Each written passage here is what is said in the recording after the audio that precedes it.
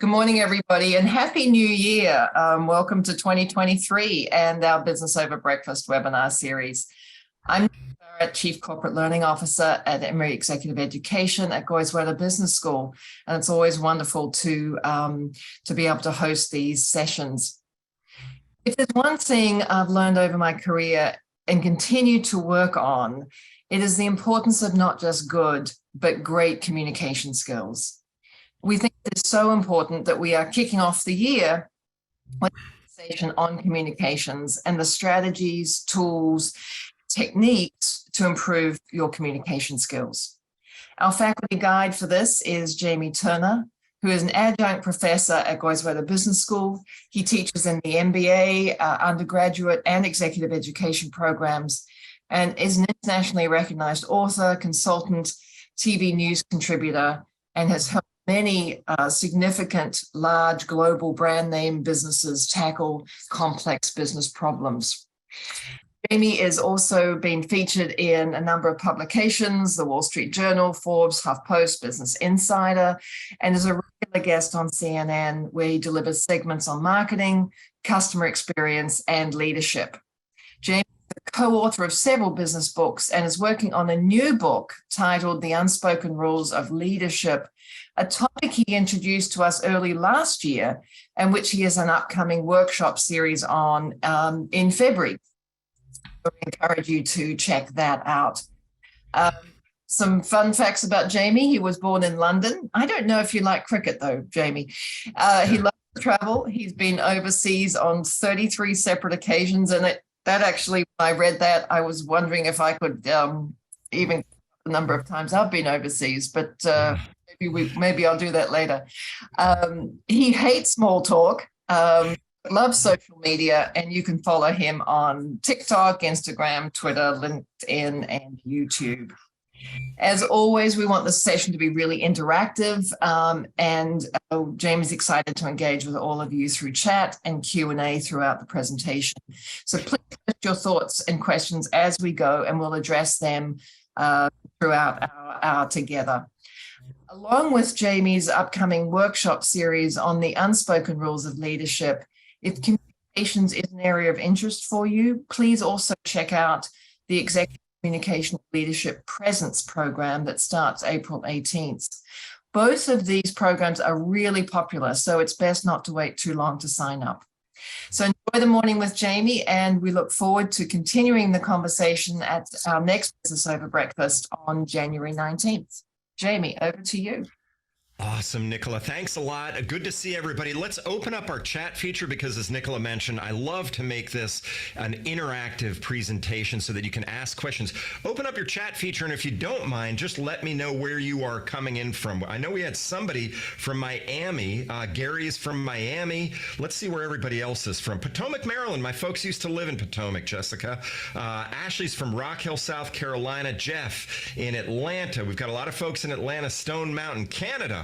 Awesome. Tammy, where are you from in Canada? I was just up there doing parts of this very presentation in Toronto, and then Austin, Texas, where I went to university. What a great place that is. Nashville, I have a daughter living there. Brookhaven, used to live there. Boy, look at that. A lot of commonalities there. New Jersey. David, where are you from in New Jersey? I spent my summers in Bay Head, right on the coast there. But anyway, good to see everybody. Glad that we've got the chat feature open. Please use that feature as you go through things. To ask questions. I'll be monitoring it as we go through the presentation. So if you have a question, just type it in there. If you have a witty rejoinder, please do that too, because I always love to get a chuckle while I'm doing these. Let's dive in, and we're going to talk about intentional conversations. Nicola had mentioned how important communications is and why it's important. I'm going to tell you a quick story in a second, but the very first thing I want you to do is to take your dominant hand. You should be seeing the letter Q on the screen right now. Take your dominant hand, and what I want you to do, if you're a lefty or a righty, take your dominant hand. I want you to draw the letter Q on your forehead. So go ahead and do that right now. I'm going to do it with you. Just draw the letter Q. I'm going to make a point here. draw the letter Q, and then figure out if the tail of the Q went down over your left eyebrow or if it went down over your right eyebrow. And here's the insight on all of this, which is kind of fascinating. Dr. Richard Weissman out of the United Kingdom did a small study, and he said when people do the left Q down so that it comes down the left eyebrow, they're drawing it so that the other person can see it. If they draw it down the right eyebrow, they're drawing it so that they can see it. And what ends up happening is it gives us insight into that person. Are you self-focused or other-focused? If you drew it so the other person can read it, you're other-focused. If you drew it so that you can read it, you're self-focused. Now, let me tell you a couple of things here. First of all, there's no right or wrong answer. You can be self-focused or other-focused. It's not good or bad. I use it as a way to draw attention to the fact that the starting point for all leadership is to sit down and have self-awareness. When you're aware of what you're doing and how you behave and how you're perceived, then you're in a much better spot to be a leader or a manager. So make sure that you do the Q exercise there. Dr. Richard Weissman did that study, and I found it pretty pretty interesting. I can't read the name. Miss Redford says, my wife says I'm selfish. So my wife would say the same thing. So I feel your pain there. This is all part of the unspoken rules of leadership, what we're going to do today. When I go through and teach the unspoken rules of leadership, this is a subcategory of that. I go through it and I talk about mindset in the bottom left, how thinking, improving your thoughts improves your outcomes.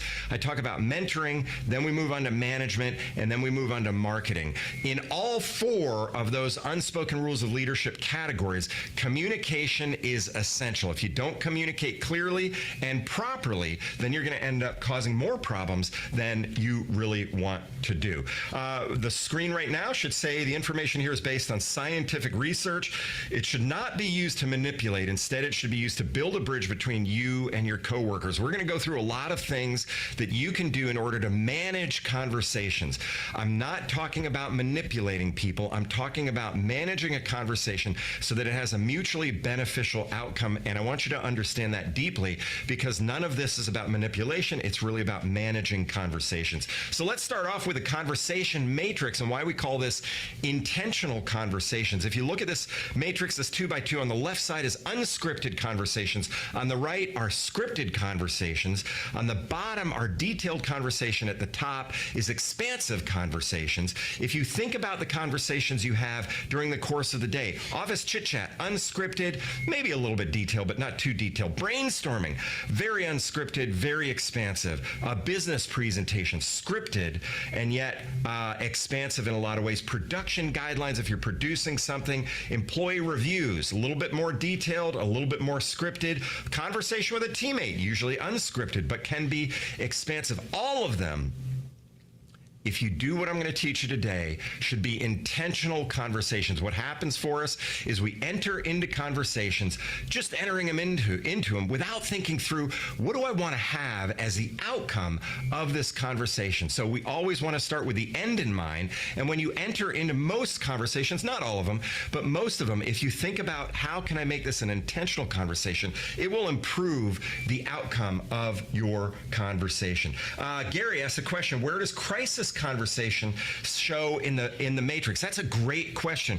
I would put it right in the sort of halfway between far left and right on the unscripted side, Gary, because crisis communication has to be fluid, of course. You're in the middle of a crisis, you're doing something, it's going to be unscripted, and then somewhat detailed, maybe a little bit detailed. But I love that question, Gary. Thanks for asking it. Let's go through our objectives and agenda today. We're going to rethink persuasion. What you've been taught about persuasion is actually wrong, and I'm going to explain that to you when we go through it. Mind mapping, understanding how people think, the communications matrix, how to speak the other person's language, and then actionable techniques, how you can put it into action. So if you all don't mind, I would love for you to grab a sheet of paper or grab your iPhone, whatever it is, and jot down 4 or 5 action steps you're going to take coming out of this presentation. So go through the presentation with me, and then I want you to track what you're doing. I'm not going to flood you with so much stuff that you should do 100 things. I'm going to say, hey, pick 4 or 5 that you think can move the needle for you. And then Emory will share these slides with you afterwards. You can revisit them as we go through things. Let's talk about a step-by-step roadmap on how to do a better job communicating. You start by building a bridge. The starting point for successful communication is empathy and respect. Empathy and respect help us build a bridge between ourselves and the person we're trying to communicate with. So keep that in mind. That's building a bridge. Let's keep moving here. The next slide is focus on the North Star in terms of our roadmap together. Your North Star is a mutually agreed to goal that you're trying to achieve together. Staying focused on the North Star removes the emotion around past slights, hidden motivators, and other issues blocking progress. A lot of times you have a conversation with a coworker and the coworker will get frustrated with you and you're just, it devolves into a bad conversation.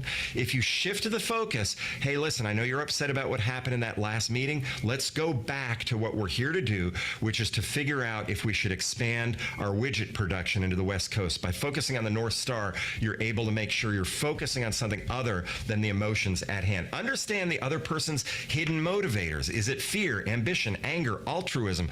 People have things that they're holding back and that they're not sharing with others. And so you have to understand, where are they coming from? And understanding that can help you accomplish a lot in terms of communication.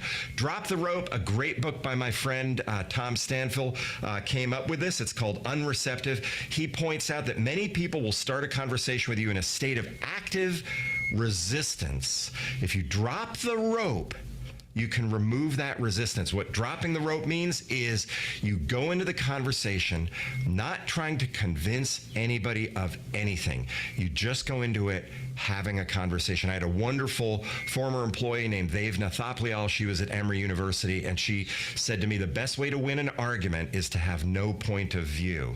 It's counterintuitive, but her point was, if you go in and have a debate with somebody and just actually ask questions and drop the rope, then you'll be able to have a better engagement with them and a better outcome. And also understand how that person thinks. Are they analytical, imaginative, interpersonal, or sequential? Which are they? And we'll talk about that a little bit more. And then understand how they talk. How people talk is slightly different from how people think. They're related but different, and we'll dive into that as we go through this today. You're seeing the matrix here developed by Dr. Eileen Russo. We'll talk about it. It's actually a stellar matrix, and it can help you absolutely change your conversations in a lot of good ways. In fact, the one person who, Redford, who said his wife says he's selfish, you're going to be able to work on that here based on this that we're talking about here, understanding how your wife talks and how you talk. In an intentional conversation, your mindset should be focused on connecting, not overcoming. Your goal is not to overcome and to persuade. Your goal is actually to connect and have a conversation. So let's open your mind up to new solutions. When I go around the globe talking about this stuff, one of the things I do is a few exercises, all designed to help people expand their minds. Here's what happens to us. We actually get in neural ruts. Our brain starts solving problems the same way over and over again. When we do that, we literally create these ruts in our brain where our neural pathways are etched in there. And so I'm going to teach you a lot of new things today, and part of the process for that is to open your mind to new ways of thinking about things so that you can kind of get out of that neural pathway, which hasn't been serving you well for the past decade, and shift gears and open things up. So let's take a look at this. Here's a problem. A truck was driving in the United Kingdom, went under a bridge. It was bigger than the bridge. It got stuck under the bridge. True story. Some of you may already know this, but they went in and they got everybody out to figure out how are we going to get this truck unstuck. They got engineers out to figure out, can we lift the bridge off of it? They thought, can we pull it back out? Well, we'll destroy the truck in that process if we try to pull it out. Literally, a young kid walks up to the fireman and says, excuse me, sir, what are you trying to do? He said, we're trying to get the truck out of here. And the kid says, well, why don't you just deflate the tires?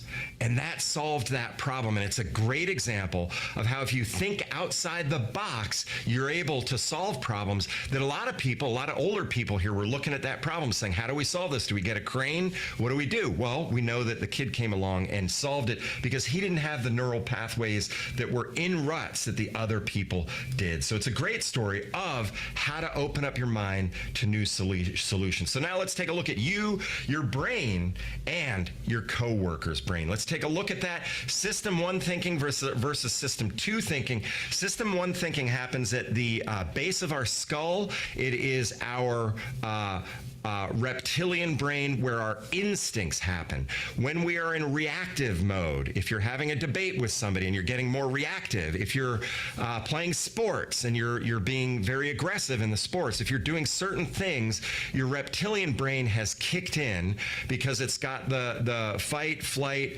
food, or procreation as the way it thinks about things. Then you are controlling your reptilian brain in an office environment with System 2 thinking, which happens at the front of your brain, right in your forehead. It's the prefrontal cortex, and it's where executive reasoning happens. So anytime you find yourself getting flustered, what I want you to do is close your eyes and send the blood flow and the energy, sounds crazy, towards the front part of your brain. If you do that for 60 seconds, your executive reasoning part of your brain is going to kick into higher gear, and you're going to be able to walk yourself out of that reactive mode that you're in when your reptilian brain is engaging with the situation. Let's keep going here and talk about a few other things as we move through this. Neural resonance. When we closely observe a person's face, gestures, and tone of voice, our brain begins to align with the other person's in a process called neural resonance.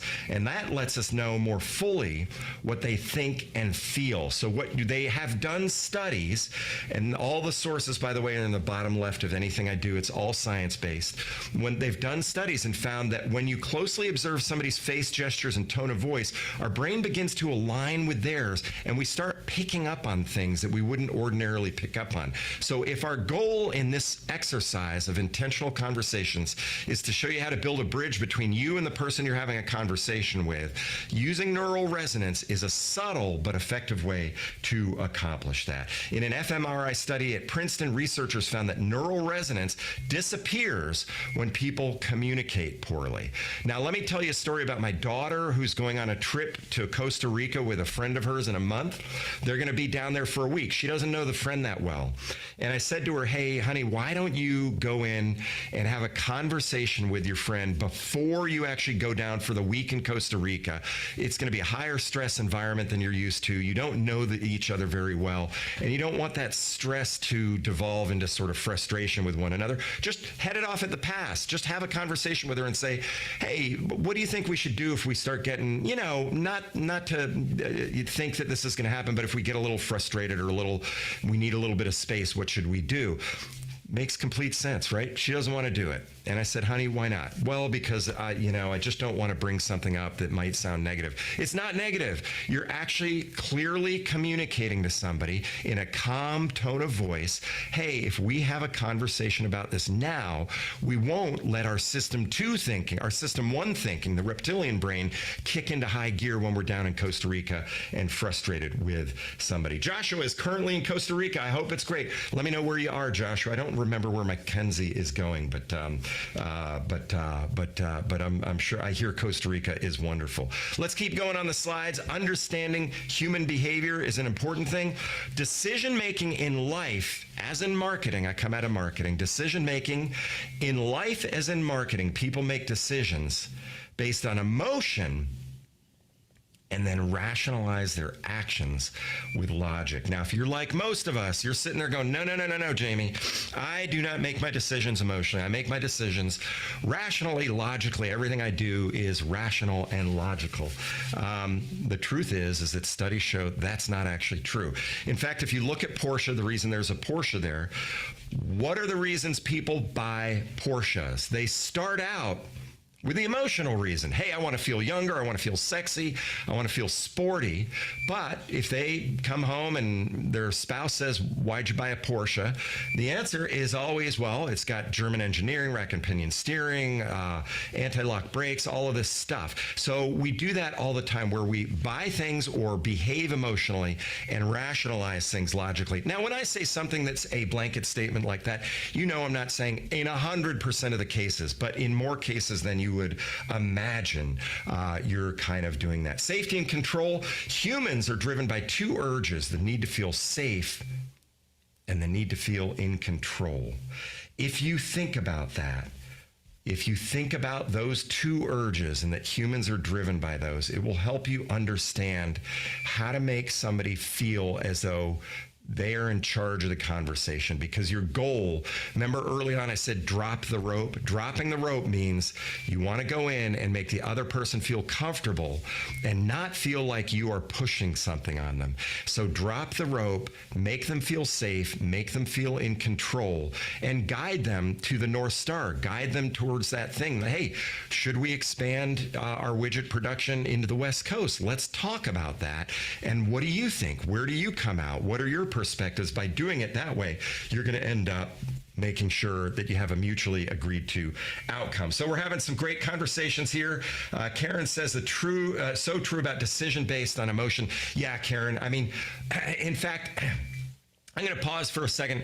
If anybody can put in the chat feature something that you look back on that was a decision or a purchase you made emotionally and then rationalized logically, put it in the chat feature right now. I'm going to drop in there expensive camera equipment. Uh-oh, a tattoo. A tattoo is a great example. I love that. A Mini Cooper, there you go. An expensive dress, that's a good one. An expensive purse, electric scooter, absolutely. Matrimony, good. William, we're not going to tell your lovely spouse that. Undergraduate college choice. Interesting, Maureen, that's kind of interesting. Any grocery store run, yeah. Especially if you noticed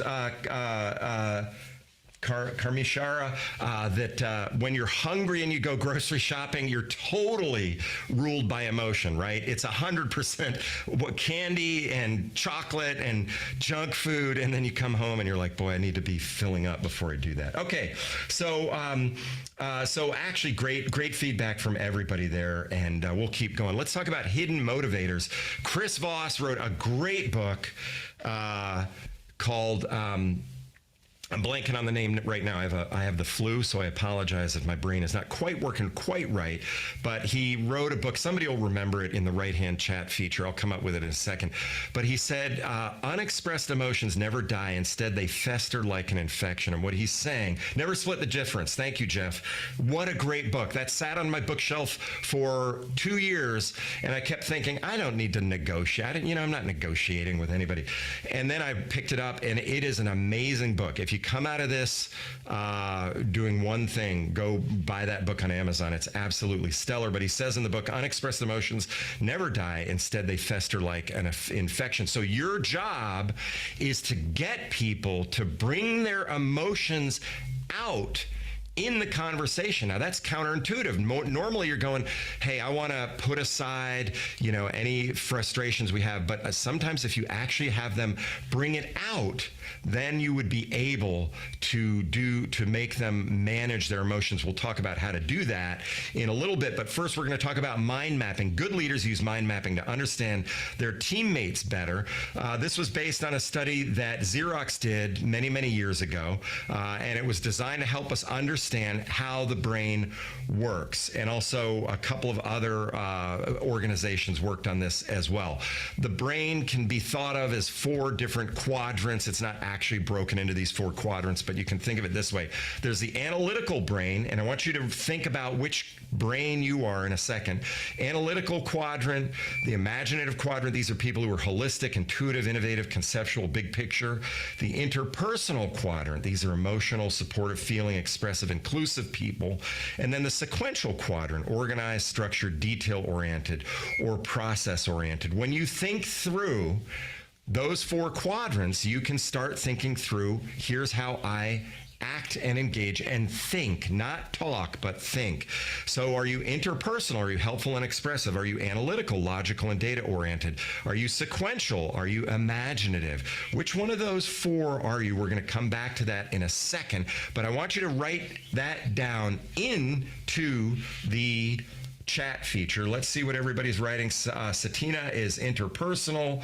Brian Johnson is hybrid brain. Yeah, sometimes you'll have more than one. I tend to be imaginative and interpersonal, but try to think through one that you are dominated by. Interpersonal and sequential, analytical and sequential. The reason this is important, as everybody's writing down what they are, is that it helps you understand basically how your brain kind of thinks about the world around it. But more importantly, and this is a key, I want you to hear this, more importantly, you have to understand how the person you're dealing with thinks about the world around them. Are they analytical, imaginative, interpersonal, or sequential? That's the critical thing. So when you think about mind mapping, we use the vocabulary from our most preferred quadrants. So we go into conversations, if we're analytical, we'll use words like logic, facts, data, that kind of stuff. We listen with the same set of filters. So if someone comes in our office and our brain is analytical, we're looking for facts, we're looking for data. If they come in and are all talking about big picture things with no facts to support it, that's not good if we're an analytical person. When you naturally sync up with someone and can finish their sentences, that's satisfying, but it doesn't lead to fresh thinking. Lennon and McCartney both came at music from different directions, which is why they became the Beatles, along with Ringo and George. When you aren't sure of the thinking preferences of someone, communicate in all 4 quadrants. What this means is that if you're going into a presentation to a board meeting and you don't know who the people are in the room, you don't know whether they're analytical, and you're trying to figure out, how do I talk to these people? Here's how to cover your bases. You start out with the facts. You're covering the bases with the analytical person. Let's take a look at the facts behind the situation. Then you move on to, well, how do we feel about this? How do these facts play out in terms of how they're going to impact our employees? Then you go with, does it match our strategic goals and objectives? And then you wrap up with, what are our next steps? By using this 4-step process, you can go into any presentation and start making sure that you're talking to different individuals in a room in the language they want to hear, so that they feel satisfied at the end of your meeting. Now, let's take a look at the language of the brain. Look at all of this right here. These are the words that people who are analytical, sequential, interpersonal, and imaginative will use. So when you go in and talk to somebody who's in the imaginative quadrant on the right-hand side, you should be using this kind of vocabulary so that you can help them feel comfortable with what you're talking about. So Gary asked a question, can you unstuck yourself from one quadrant and experience another quadrant? Yes, Gary, great question there. That is what I'm actually encouraging you to do, is for you to go in and say, the person I'm talking to is analytical, sequential, interpersonal, or imaginative. How do I talk to them? I tend to be interpersonal and imaginative. My lovely wife is analytical. Believe me, when I talk to her, I go in and I make sure I do a couple of things. One is I want her to feel in control and safe in the conversation, and I also come at it from a logical angle, because I know that will help her communicate with me better, so that we can accomplish our North Star together, so that we can manage the conversation and have a positive outcome. All right, quiz time. You thought you were off the hook, but you're not. Let's go in, and I want you to write down in the chat feature the answers to this question. Quiz time number 1. People make decisions based on their blank and then rationalize their decisions with blank. Go ahead and write it in the chat feature. Let's see who wins the contest. Wonderful. Look at that. Diane, I'm sorry. You missed that one, but that's okay. We got plenty of other chances here. No worries. Let's keep going here. People make decisions based on their emotions and then rationalize their decisions with logic is the correct answer. Humans are driven by 2 needs, the need to feel blank and the need to feel in blank. What's the answer to that one? Safe and in control. Good. Excellent. Wonderful. Good. You guys are doing great. Look at all those correct answers there. The 4 quadrants of a mind map, this is a hard one, are analytical, imaginative, interpersonal, and, oh, good. Right off the bat, Shobha got it right away, Ann got it right away. Sequential, exactly. Awesome. Let's give you guys a round of applause on that one because you did such a good job. Congratulations on all of that. Well done for everybody. So let's talk about the communications matrix. Remember I said how you talk is different from how you think. We just went through how you think. Even though vocabulary is involved in that, how you talk is equally important. It's slightly different and yet still relevant, but I want to distinguish those two things. So Dr. Eileen Russo came up with a communication styles matrix. On the left side is low expressiveness. On the right side is high expressiveness. She did a study at an organization and realized some people are very low in how they express themselves. Others are very expressive. We all know people who would be on that spectrum. Down at the bottom, people who are not very assertive versus people who are highly assertive at the top. And then she broke those into 4 quadrants. Low expressive and highly assertive or direct communicators. Going clockwise, highly assertive and highly expressive are spirited. High expressive, low assertive is considerate, and then low assertive and low expressive is systematic as well there. So using the communications matrix, think of the style you use, and then think of the style you communicate with, of someone you communicate with frequently. What is the style they use? So let me go back to this. So go ahead and type in the feature. Here's what I want you to do. Think of the style of someone you communicate with frequently and type it in the chat feature. Are they direct, spirited, considerate? Just pick anybody. It can be a loved one. It can be a boss. It can be anything. So we've got systematic, direct. A lot of times I find direct in there.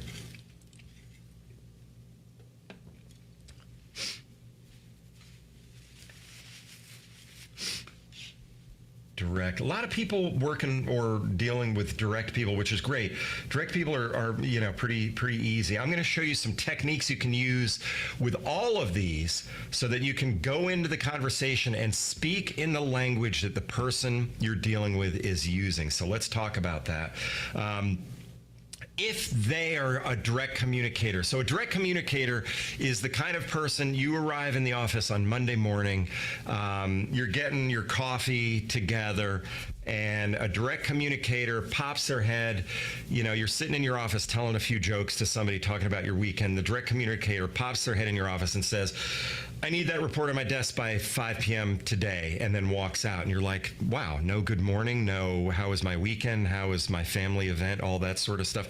A direct communicator thinks, hey, I'm getting the job done. That's all I need to do. So if the person you're dealing with is a direct communicator, here's what you need to do to make sure you're working with them properly. Get to the point quickly. Ask if they have time to talk before jumping in. Don't sugarcoat things. Speak plainly. Use short, direct sentences. Don't take their style personally. And all of those things should help you work through all of that. So keep that in mind as you go through that. Now, if you're dealing with somebody who's spirited, challenge them to break down their big ideas into specific outcomes and steps. Spirited communicators are entrepreneurial in nature, so they're very outgoing, and they're talking about, we're going to dominate the world, and our business is going to expand. And it's your job to go, okay, great, love the vision, love that. Let's talk about how we're going to make that vision become a reality. So you have to get them to bring their ideas down to steps. Use an agenda with time limits listed for each topic. Praise them in front of other people. Understand that they may exaggerate and reaffirm what they've agreed to do. If they are considerate, these are people who are very empathetic, express a sincere interest in their feelings, thoughts, and personal life. When possible, reassure them that your opinions are not personal. Encourage them to ask questions and share their opinions. Let them know you appreciate their help and resolve any conflicts quickly. And then finally, systematic. If the person you're speaking to is systematic, be organized, on time, and on topic. Focus on the facts rather than on your opinions. Speak with precision and accuracy rather than with generalizations. Provide logical reasons for your actions and what you ask of them, and allow them time to research and analysis before decision making. Yeah, Anne, I think I did get all 4 of those quadrants. Let's see if I wrap it up. There are the 4 quadrants again, Anne. You asked that question. Oh, thanks, Tammy. You were going to jump in there on that. Direct, spirited, considerate, and systematic. So thanks for asking that question, Anne. Good question. I'm sure you're not the only one that has that. Yeah, Brian, you're right. It's sometimes difficult if you're dealing with somebody on a Zoom call. You can't. It's harder to tell if they're direct, spirited, considerate, or systematic right off the bat. I have an amazing tool for you, though, Bryant. If you are in sales or in something where you're dealing with a lot of people on Zoom, there's a tool online called Crystal Knows. There's another one, I think it's called Analytica, but Crystal Knows is expensive, so you can find inexpensive versions of it. Crystal Knows and Analytica, I think it's called, go into the LinkedIn profile of the person you're talking to and analyzes their LinkedIn profile and then gives you a profile of them before you get on the call with them. And I've done it, and it's surprisingly accurate. I would say it's about 85 or 90% accurate most of the time. And you really can go in and have the confidence to know this is somebody who's very considerate, and when I talk to them, they're going to want to talk and chat before I dive into things. Or this is somebody who's very direct, and they're going to want to get to the point quickly. Additional strategies and tactics for intentional conversations. We're going to move through these with a little bit of speed here so that we can hit our timeline here. Calibrating questions. A calibrating question is designed to just sort of level set with the person you're talking to. They're not about manipulation. Instead, they're about asking questions to help your partner arrive at a mutually beneficial solution guided by the North Star. So you say to them, how can we make this happen? If you're kind of at a log jam, and you can't come to agreement on something, you say, how can we make this happen? What do I need to do to make this happen? What makes you feel that way? You sound frustrated. What makes you feel that way? Walk me through the steps we can do. These are all questions you can ask in order to calibrate things, and it gives people a sense of comfort, safety, and control. Questions that start with can, is, are, and do, or close-ended questions and can be answered with a yes or no. You don't want that.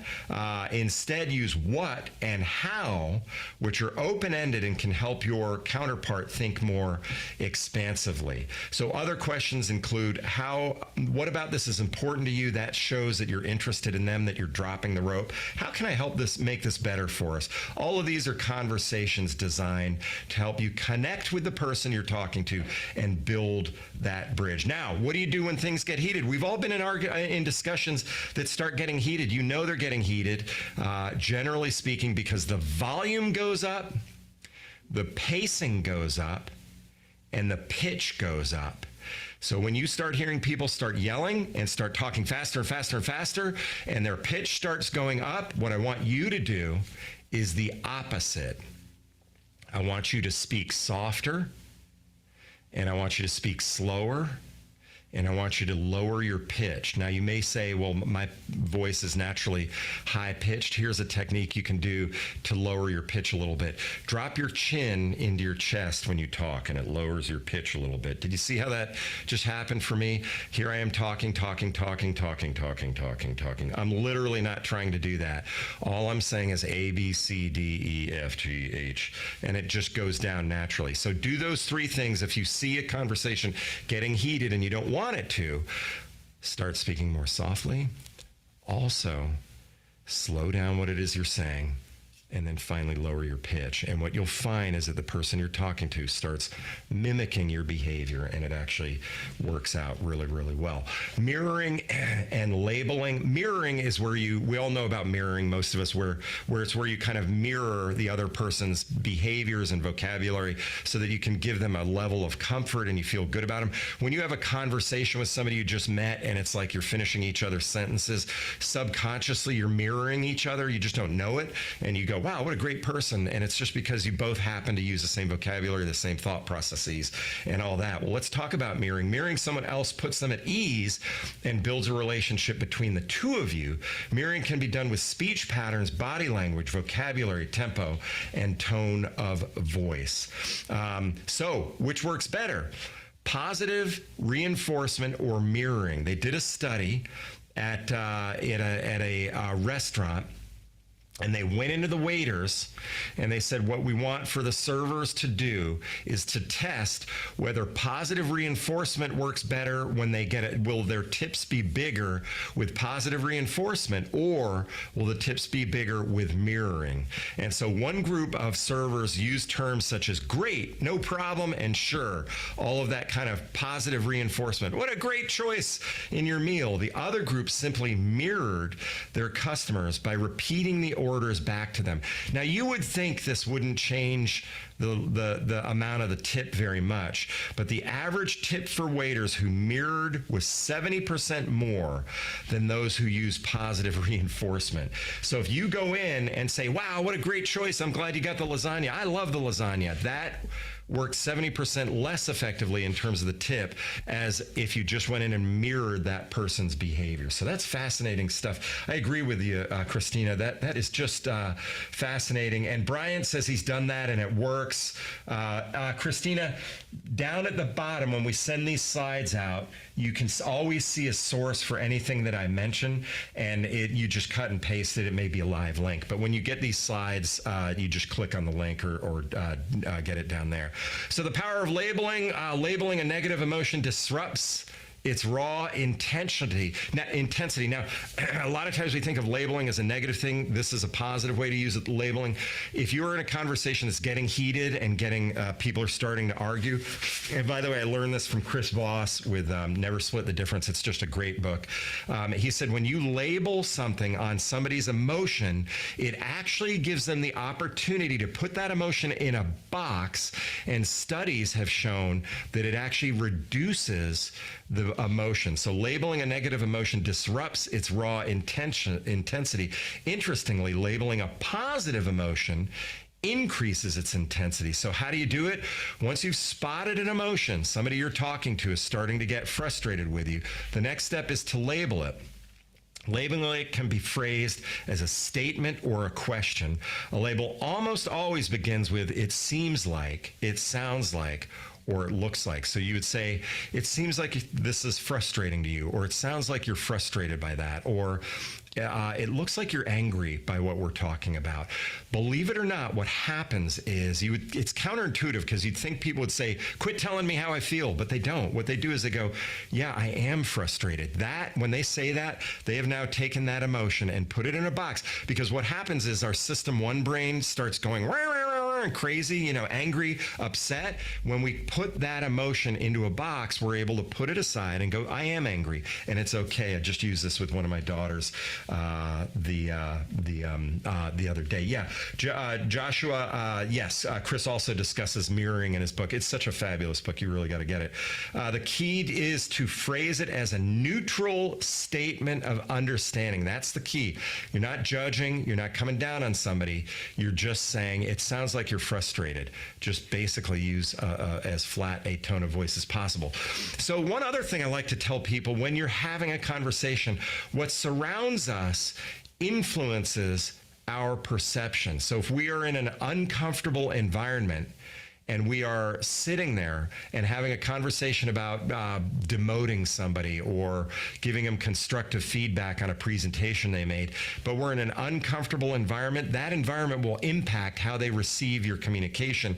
In order to help you understand how that works, I'd like you to take a look at the A tile here on the top, the gray one on the top, and the B on the bottom, the white one on the bottom, and just look at those two tiles, gray and white. And then what I want you to do is step back from your computer screen a little bit, close one eye, take your index finger like I'm doing here, and close one eye and put it in front of the border between the A and the B. So go ahead and just do that. And what do you notice? All of a sudden you notice that the A and the B if you're putting your finger over the border between those two, the A and the B are the same color. So that's what's fascinating. But because we have the A and the B with all of that around it, we see that, hey, we think the A tile is gray and the B tile is white.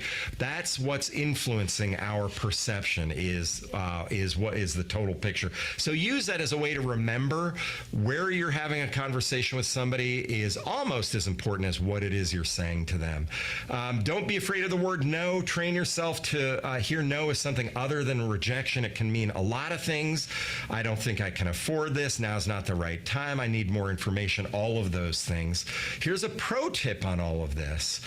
Sometimes you want someone to say no. When they do, they feel as though they're in control, even though they're basically said yes to your question. Again, from Chris Voss. When you want someone to say no sometimes. So here's how you do that. Here's an example. If you end a conversation with, "Is this a crazy idea?" What you've done is given them the opportunity to say no, which is essentially a yes, but they feel more comfortable saying it. So, is this a crazy idea? No, it's not a crazy idea. Now you've got them going. They're going, hey, basically we can figure out how to make this work. But they've said no. It gives them that feeling of safety and control. Remember to use softening words in conversation. Softening words are things that actually just soften the impact of what you're doing to make a conversation less adversarial. Use softening words and phrases such as perhaps, maybe, I think, and it seems. Just this morning I had an email where I was having I wouldn't describe it as contentious, I would describe it as a disagreement between a very dear friend of mine and me, and so I had that conversation. I made sure that I was dropping in "I think" and "perhaps" and things like "I could be wrong here, but." And by the way, when you say "I could be wrong here" and then use the word "but" right after that, what happens? What does the word "but" do to that? Somebody put it over in the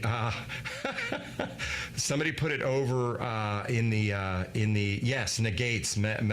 Good, excellent, Diana, wonderful. So if you say, again, we're trying to manage conversations, not manipulate, but if you say, "I could be wrong, but I think that we should expand into the West Coast," you're really saying, I kind of really am pretty confident about this. I could be wrong though. Maybe there are chances that that's what happens. So we've got a lot of people who know a lot about good communication here. Headlining and bookending. I do coaching sessions with executives. One out of a company out of Switzerland, and the top guy was talking. And what I found when I was having conversations with him is that he would do what we all do. He would start out and start talking about something, and then talk out loud and kind of go through a lot of gyrations on the point he was trying to make. And by the end of his, 5-paragraph statement, I was lost. I had no clue what he was talking about. So I coached him and I said, hey, listen, you need to headline and bookend. Headlining is where you start out by saying, I think we should expand into the West Coast with our widget production. And then you go in and you have your 5 paragraphs where you're kind of thinking out loud and having that expansive conversation. And then you end with, therefore, those are the reasons that we should have expanded into the West Coast. So by headlining, tell people where you're going, and bookending, tell them where you've been. You can have that middle part where you're kind of jumping around and talking expansively, but it helps you, sort of clarify what it is you're talking about. We're rounding the bend here. I'll leave a few minutes at the end for Nicola and everybody to talk about the upcoming unspoken rules of leadership. If you liked what you saw today, then you'll like the Unspoken Rules of Leadership, which is a 4-part series where we go through the 4 pillars of leadership. What's the best way to connect with a coworker? Here's an interesting thing. If you struggle connecting with somebody, if you just can't figure out, I just don't get them, we don't get along, that we just don't really bond, I don't know what it is, ask for their help or their opinion. I used to have a boss who used to do this with me. I had great admiration for her. I would walk into her office and she would say, "Can I get your opinion on something?" Later, I realized what she was doing was trying to build that bridge between us, because she was highly analytical. I'm highly imaginative. We just kind of didn't think the same way about things. And that was her way of saying, let me just sort of build this bridge between the two of us. So ask somebody for help or ask for their opinion, and it's a great way to build that connection. So let's talk about the final quiz here. Get your fingers ready to go. And do all this. Before I do the final quiz, I'm going to answer a question about whether cultural differences impact the conversation. Absolutely. As I mentioned, I do travel around the globe, so I'll be in Latin America or in the Middle East or in Europe or just about anywhere. And I always do homework. The beauty of the internet is you can do, if you just Google, I was doing one in I think Poland, and I Googled the Polish business culture, and there you'll find a ton of information. And so you do have to adapt these things. Now, there's some human traits that work across cultures. So system 1 thinking versus system 2 thinking, the 4 quadrants of how people think and all that. All of these things that we've talked about here are generally human in nature, meaning they cross cultures. However, you do have to have a respect for the culture. One of the things I've noticed in Eastern Europe when I'm over there is they don't prefer to, I'm not trying to offend anybody from Eastern Europe, but they prefer not to really look you in the eye when they talk to you. If you understand their history with the Soviet Union, you might understand a little bit why that is the case. But I notice that I'm a person who locks right in on somebody with my eyes, and I realize I'm probably making them feel a little uncomfortable as an American who looks directly in people's eye. So I started looking away more frequently than I normally would. Now, those are subtle things that you can just look up and do. Now, let's round the bend here with our final quiz. So great question there about cultural differences. Human differences are pretty much consistent, but there are business cultural differences. Let's talk about the final quiz here. 4 quadrants of the communications matrix are direct, spirited, considerate, and awesome. There you go. We've got some answers coming in. This is always the hard one because it's very similar to the other one, but it's systematic in this. Sequential is the way people think. In order to make your comments have more impact, you can headline and blank them. I'll give you a little Jeopardy music there while you're writing in your answer. Excellent. The best way to connect with a coworker is to ask for their blank or their blank. Help or opinion. There you go. Both. Yep. Good. That's like magic. Go. You know how I started by saying write down 5 things that you're gonna, do 4 or 5 things. Make that one of them. You will be very, very happy with that. So give me one more minute here, and we're gonna just recap our roadmap. Build a bridge between you and the person that you are having the conversation with. Focus on the North Star so that you can make sure that you stay focused on what's important in the conversation. Understand the person's hidden motivators. Drop the rope. Best way to win an argument is to have no point of view. I know that sounds counterintuitive, but try it. You'll see. Understand how they think, and then also understand how they talk. 2 separate things. Here's a final point I want you to remember. No champion goes onto the field with new techniques before practicing them first. So Tom Brady doesn't come out and just try a new play. He practices it before he goes onto the field a lot. So practice this at home, practice it with friends, but then start implementing it as you go through things. So I'm going to turn it over to Nicola in a second. Final thoughts are, if you don't mind, write in the chat feature 1 or 2 or 3 of these things that you're going to actually do coming out of this thing. What are your action items? What are the things that you're going to actually focus on as you go through things? So go ahead and write that in the chat feature. Yeah, I did get through all 189 stars. Focus on the North Star. Good. Be more aware. Headline and bookend. Ask for opinions. Headline and mirror. I'm going to focus on headlining. Oh, looks like that one really resonated with people. That's great. Want to to increase your analytical side. Think about coworkers' mindset, all of that stuff. In the slides that you'll find out how to stay in touch with me. I'm always happy to chat with people and to talk about some of these things. And I go around the globe doing speeches on this subject, and always happy to do it. Thank you guys very much. I'm going to turn it over to Nicola. Nicola, thanks for having me on. I really do appreciate it, and it's been wonderful to be here. Thanks so much, Jamie. I was reminded when you were talking about mirroring that I learned a trick. Sounds sort of seedy, but a technique where to reduce the emotion within a conversation. If the emotion's getting high, you copy the breathing and you slow your breathing down. The other person starts to slow their breathing down. Interesting. Just drops everything, and it works. Really, I love that. I'm going to add that into that slide so that it includes that. That's a great technique. I'm glad you mentioned that. Thanks.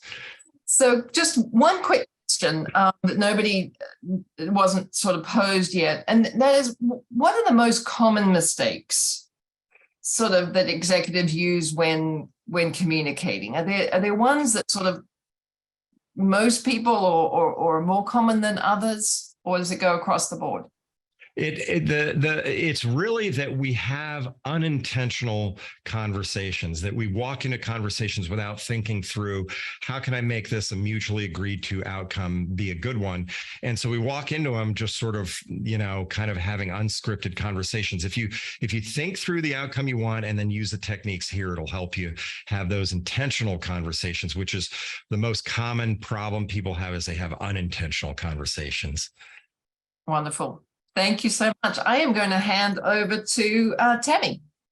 Thanks, Nicola, and thank you, Jamie, so much. We know you weren't feeling well today, so we really appreciate you taking the time to spend with us today, sharing your information about communication. And we talked a lot about your course that's coming up in our open enrollment program. So, Unspoken Rules of Leadership. If you guys got anything out of what Jamie presented today, and I know that there was a lot of nuggets that were dropped, we really would like to see you in Jamie's Unspoken Rules of Leadership course. This is taking place on the Thursdays in the month of February. So February the 2nd, 9th, 16th, and 23rd. These are live and online.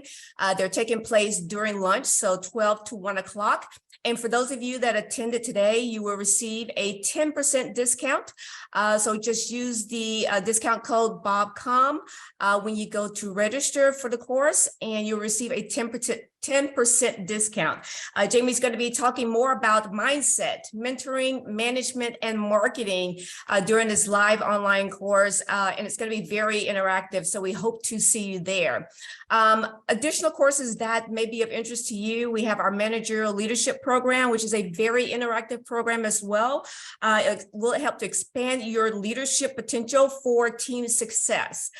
We also have our coaching diploma program. We just opened up applications for coaching. Our foundations certificate program takes place April through June. This is a live online program as well. And then we also have our design thinking for business. This program is taking place April the 17th through the 18th. It will be in person, and it will help you to gain practical skills to help build engagement amongst your team members. And finally, Nicola mentioned this at the beginning during the intro for Jamie, our Executive Communication and Leadership Presence program.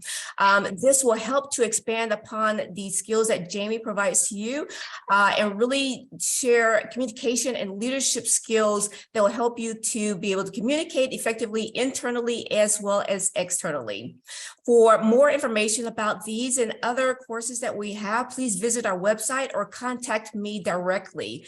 Again, thank you all for your time today. We hope that everyone had a great holiday. That is it for today, and thank you very much for your time.